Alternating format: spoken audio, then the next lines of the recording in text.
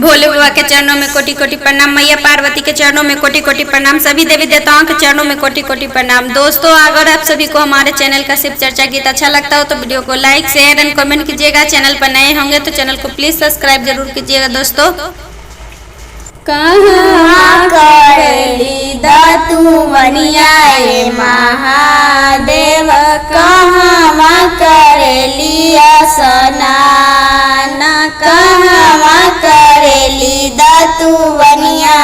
महादेव, कहाँ करेली स्नान, कहाँ करेली मंजलिसिया महादेव, झोरी चोरिया होई जाए, कहाँ करेली मंजलिसिया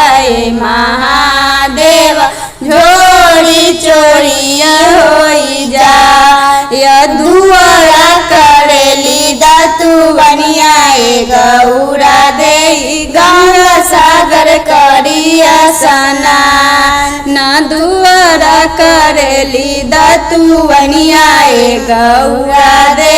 गंगा सागर करिया स्नान, तुलसी चौड़िया मंजलिसिया गौरा दे,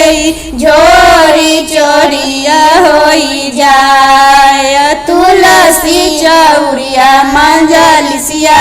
गौरा दे, झोरी चोरिया होई जाए, कथिए के हउए राउर झोरिया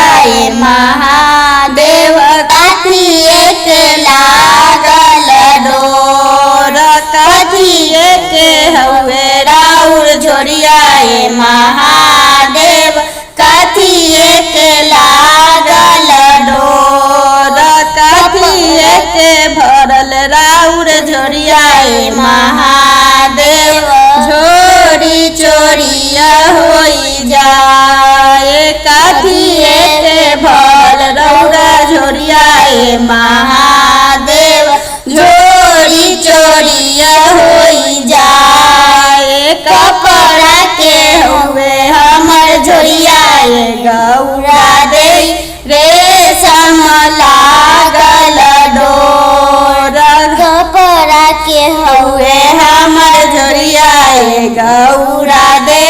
रेशम लागल डोर, सोनमा भसम झोरिया भरल गौरा दे, झोरी चोरिया होई जाए, सोनमा भसम झोरिया भरल गौरा दे, झोरी चोरिया होई जाए, या झूठे राउर बोलिया, या झूठे राउर वचनिया, झूठा ही करेली हरा हो, झूठे राउर बोलिया, झूठे राउर वचनिया, झूठा ही करेली हरा हो, कपड़ा के राउर झोरिया महादेव, चूड़ा फुट के लागल डोर, कपड़ा के राउर झोरिया